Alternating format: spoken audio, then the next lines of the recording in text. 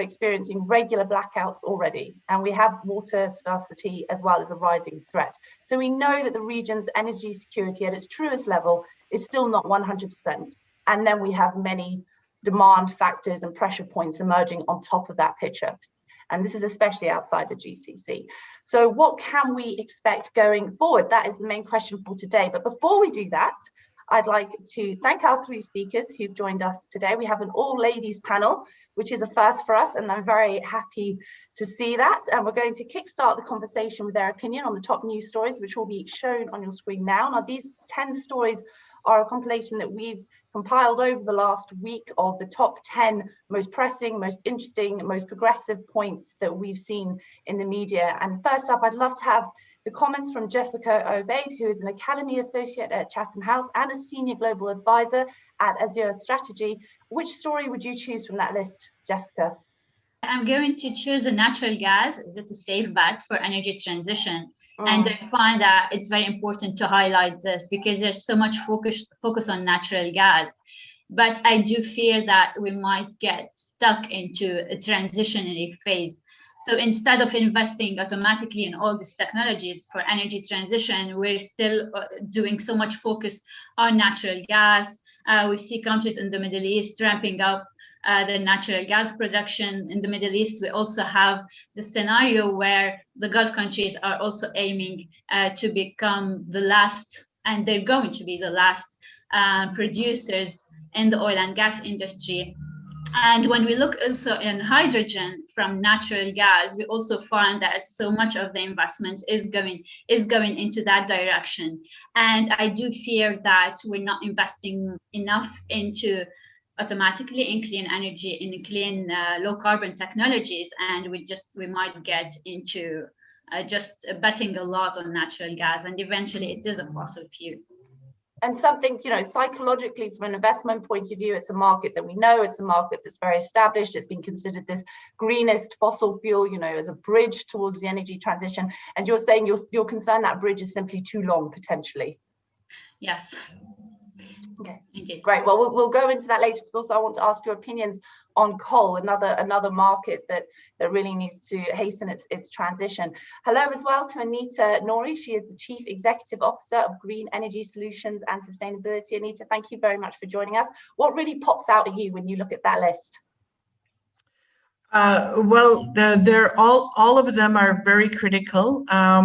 Not to take Dr. Aisha's, but the Kingdom of Saudi Arabia's climate change campaign actually pops out to me.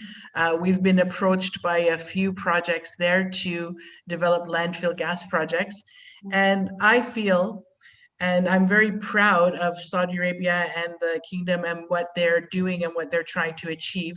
I feel that they were the sleeping giant in all these past 5 years that everything has been moving, and what COVID has done has made the market move. So the Kingdom of Saudi Arabia, I feel, has taken in and learned a lot from mistakes that were making throughout the region. And what they've done is they've taken the best of all of them and brought it together and opened the doors. And this is what's the most significant thing, is that the doors have been opened to allow development of all of these projects. And everyone that was in the region that was developing projects here, and Qatar and Kuwait and the whole GCC now are able to take those lessons that they learned and showcase it in the Kingdom of Saudi Arabia, which is such a huge market. And I think that this is just the tip of the iceberg of what you're seeing and what you're hearing. And I'm just very excited by what's happening in that region. I think also that sleeping giant phrase is a fantastic one, and it'd be so fascinating to see with Saudi really leveraging all its potential in these new and emerging markets, how tall it can really stand, how tall this giant can really get. Dr. Aisha, she is the Research Associate for Climate Policy and Politics at the King Abdullah Petroleum Studies and Research Centre, also known as CAPSARC. Dr. Aisha, is that the same story that you were going to choose, or are you going to go for a different one? Well, I was to choose that one, but now I build on Anita's point. And I will pick up the one on Middle East Green Initiative, which is actually, it was announced along with the Saudi Arabia Green Initiative. And I think that is something really like a very welcomed story that came out of the kingdom in the last few days, because it brings, the signal that there is a political will when it comes to addressing the issues of the climate change and the environmental protection, not only at the the kingdom level, but at the regional level. Now, for the Arab region, there are platforms and governmental architecture and institutions in place to help facilitate the cooperation when it comes to the climate and the environment. But we haven't seen enough momentum in that area in terms of the cooperation between the Arab countries. And I think for Saudi Arabia to take a lead on, pushing for the cooperation among the Arab countries, that would be a really amazing thing to look at. And the kingdom has already started to speak to the Arab leaders, either in the GCC and the other Middle Eastern countries. So, do you feel like those conversations are enough for the region, for the kingdom to be established as the leader in those talks going forward? Do you feel like enough is being done for it to take that position? Well, if we compare to what have been done in the past, there is nothing. But this is, I would welcome this as a signal of hope, really.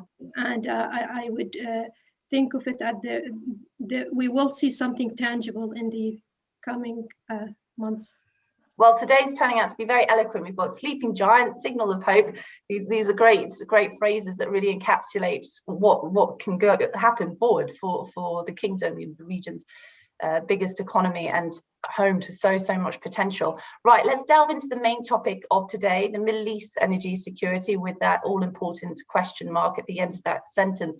Jessica, energy security is a growing concern in the Arab region. The road to 2030 is an opportunity to shift towards a sustainable energy economy, of course, as part of a global move that the Middle East really needs to keep pace with. Solar PV alone is expected to generate $182 billion in investment in the renewables market in the Middle East by 2025. That is 4 years away. It's a huge sum in that amount of time. This is according to Frost and Sullivan. This also represents a staggering 18-fold growth in current capacity. 18-fold is huge. Of course, this is from a very low base, so we have to keep that in mind, but it's still significant. So, Jessica, how to ensure that the right capital is going towards this sort of renewable and sustainable energy future?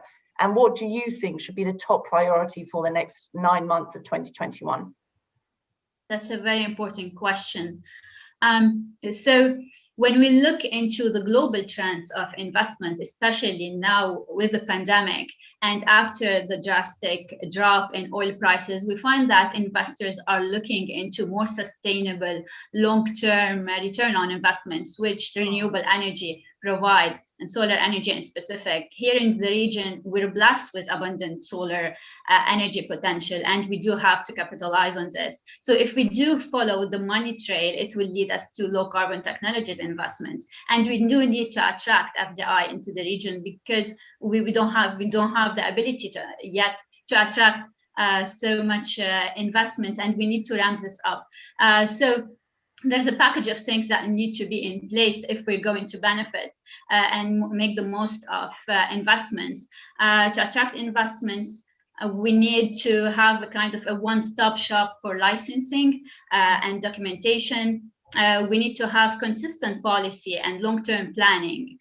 We see shifts and changes in policies, which normally does scare off investors. We need to also account that we do have subsidies that need to be eliminated. Every time I'm on this webinar, I do mention subsidies, but these subsidies need to be eliminated and redirected into low carbon technologies and renewable energy. Before we move on to our first survey question of the day, I just want to touch on what you said about the subsidies there. again, this is a long-running conversation, and progress has been made in the space in the Middle East in the last 5 to 7 years, and some of it quite significant, some of it very much testing the borders of what people feel should be getting done. So a lot of positive steps have been made. But obviously, they're still there. They're still very costly, and they aren't part of a sustainable energy future.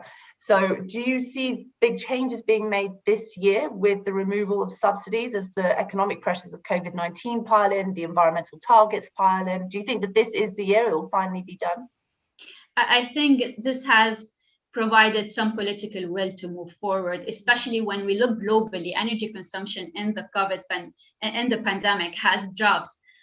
Because of low energy consumption in government, industries, and commercial with all the lockdown measures. When we look into the Middle East, we do not have the same outlook because the biggest consumer of electricity in most of the countries, except in the UAE, is the residential sector. So we've seen an increase in consumption in the residential sector that even with the decrease from the commercial industries and government, it's still higher consumption. So we do find that it has, and with all the stress on government spending and all on budgets, that it has provided some political will to remove subsidies. And here there's a huge opportunity as well to highlight energy efficiency in buildings, but also distributed renewable energy, especially in households.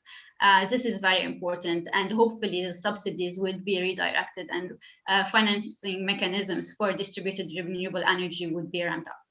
Well, this links to the survey question, if we could bring that up on the screen now, in terms of the Middle East and its clean energy markets and how it's leveraging them. Of course, subsidies are part of that. It's part of that emerging hydrogen market with green hydrogen and talks of perhaps introducing subsidies into that to help kickstart it essentially up to 2030. And there are some very strong voices saying, please do not do that. But it just puts us right back into a situation that we're trying to currently get out of with other energy markets. So the question is, how well is the Middle East leveraging the trend of clean energy markets? On track, setting a global example as many countries, especially in the GCC, want to be doing and want to be very much establishing themselves as global leaders in this, essentially taking the reins from their global leadership in fossil fuel markets over the decades, trying, but just still too slow.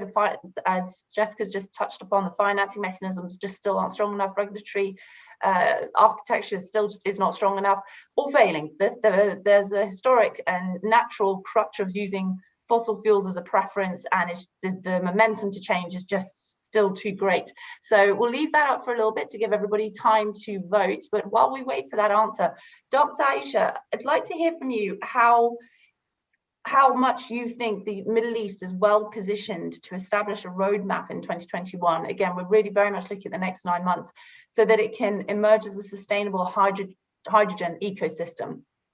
As what, so that being an import, a producer, as well as an exporter, as per some of the plans announced by governments in the last 6 months. And that position of being an exporter, of course, is well towards the end of this decade at best, and early 2030s. But the roadmap to get there, the steps needed to take in order to be able to reach that position.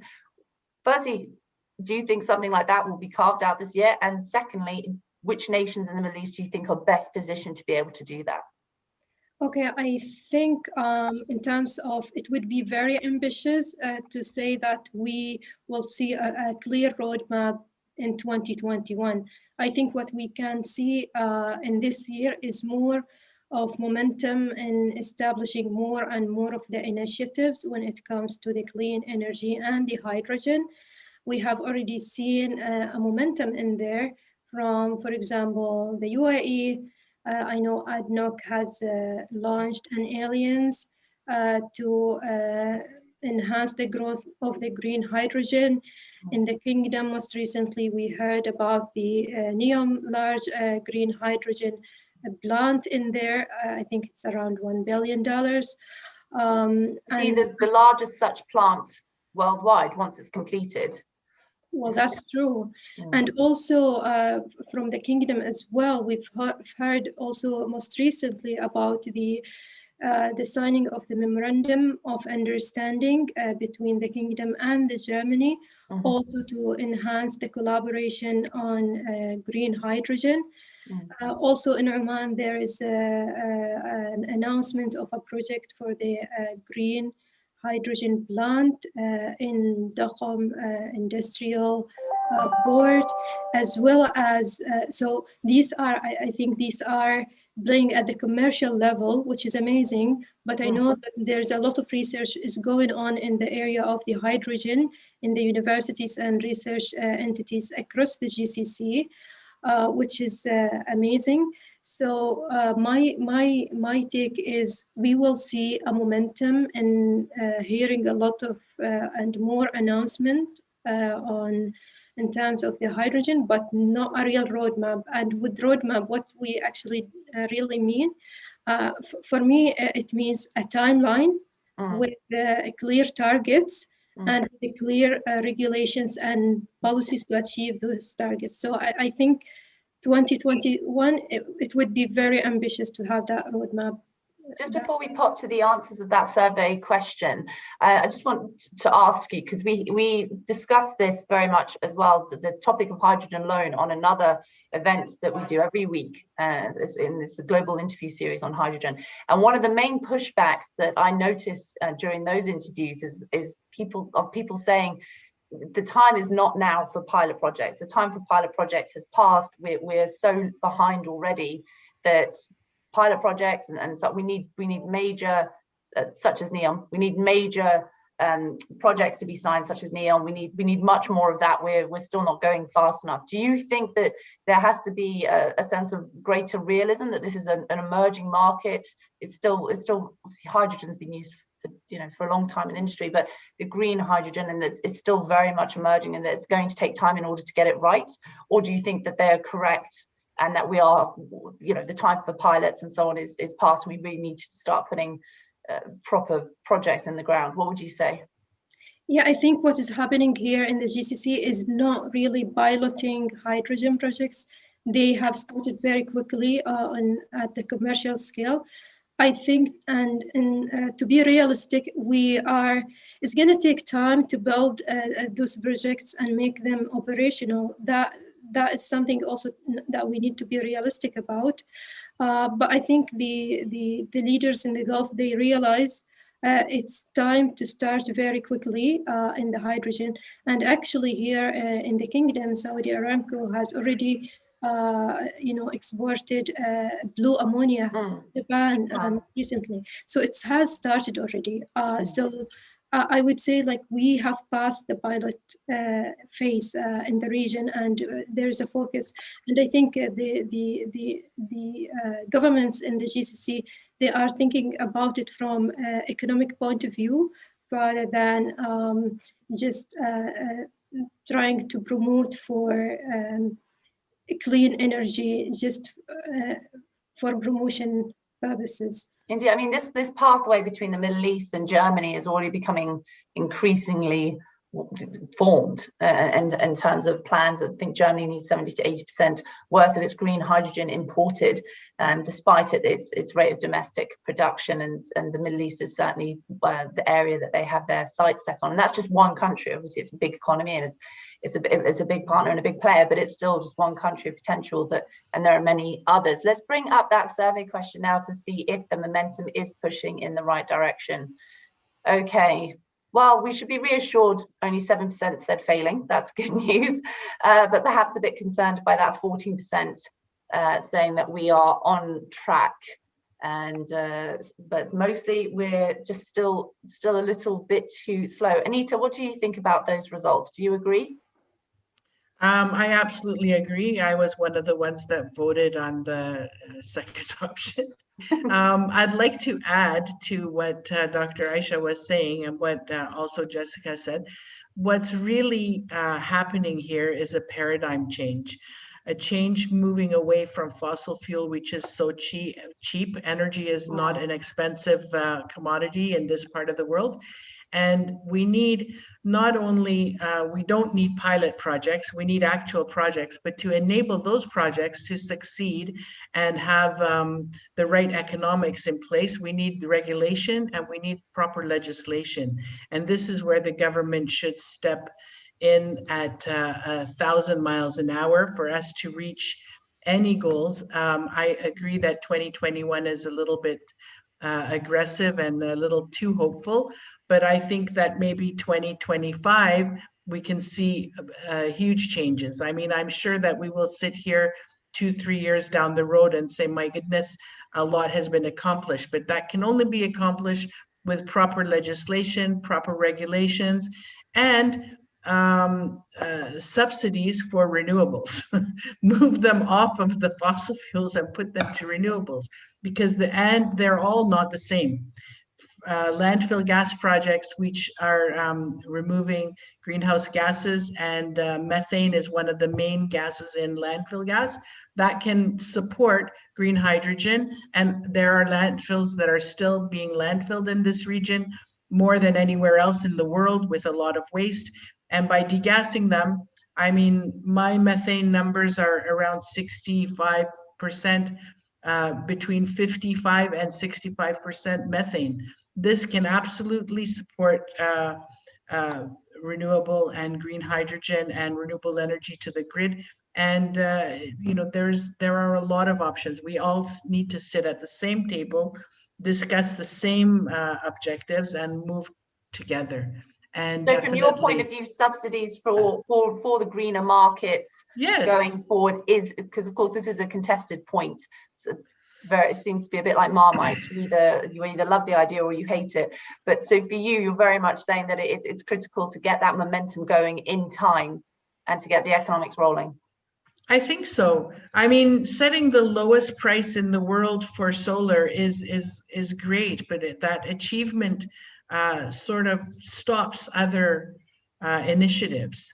I think everything should have its own platform, but I do really believe that it should be a platform that's across the whole region, so that we all have a framework to work together, and there needs to be proper regulations and legislation in place to enable that. And you cannot compare solar power plant to a landfill power plant, to a hydrogen, to diesel. Like, when you come down to that energy number, it's not the same process that produces energy in all of these, so it can't be put in the same bucket.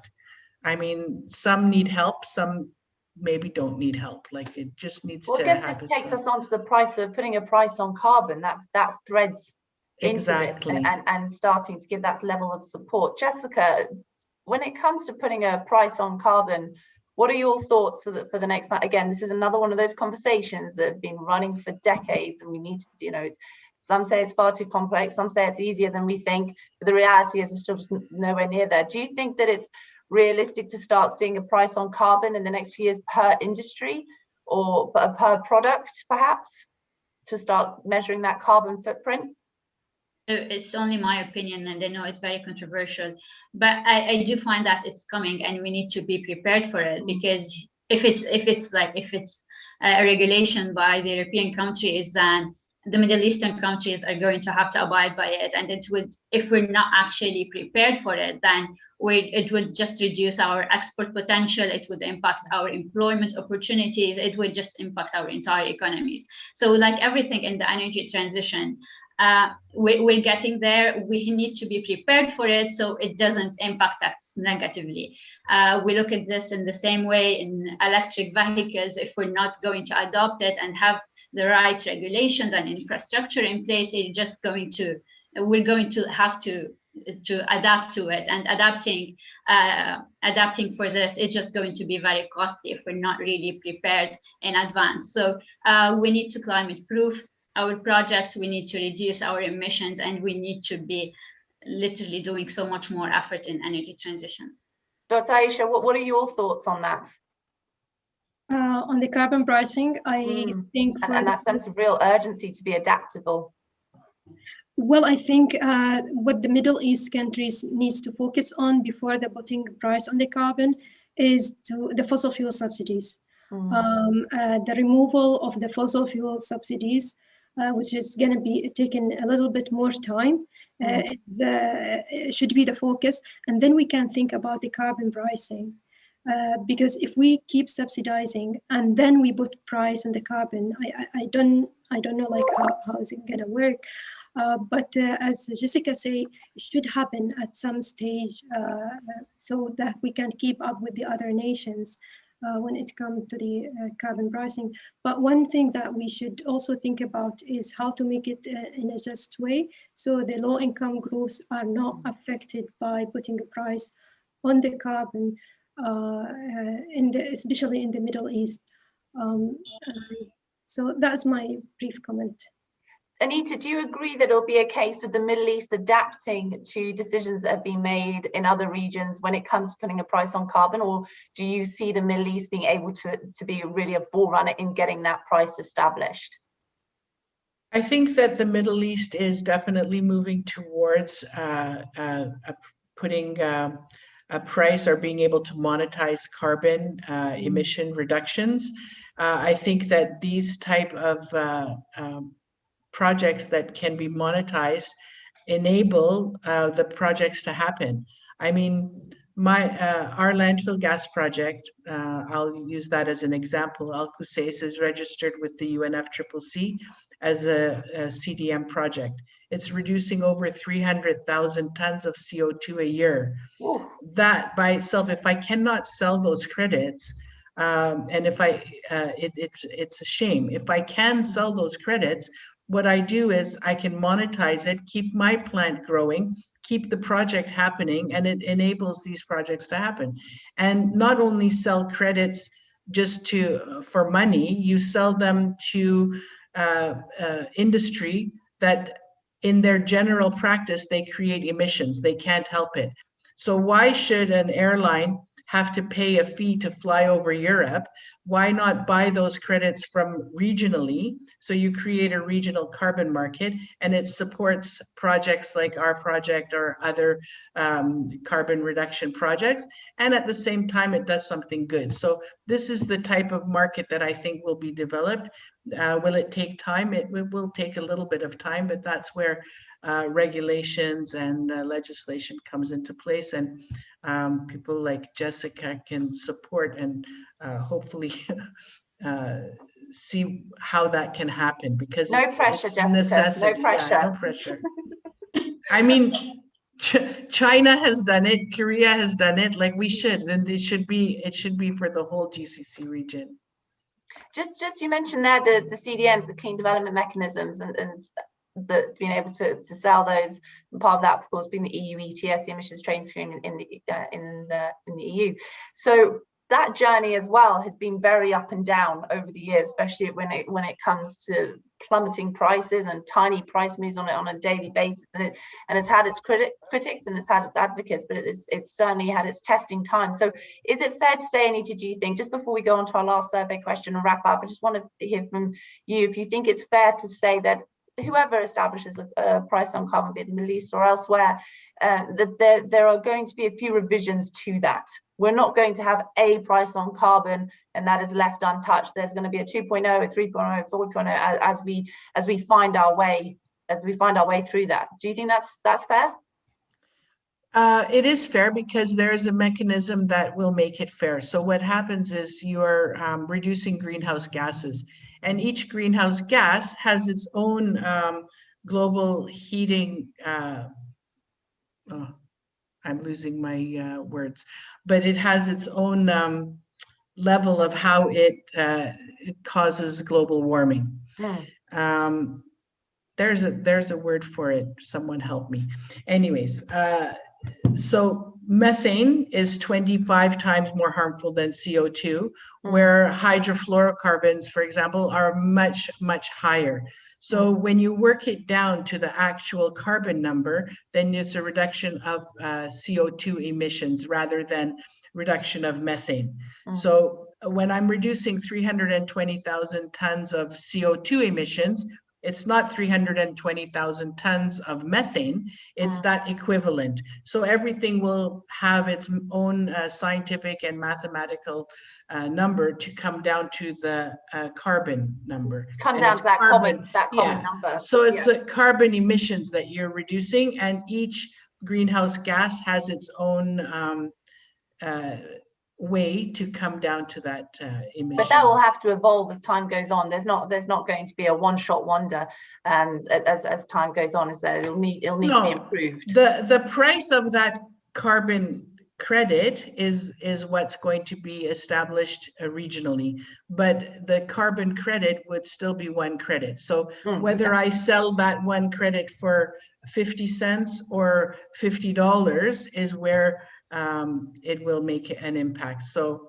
and perhaps that will start to evolve as well, start including NOx, not on that common platform, but having a separate platform and so on.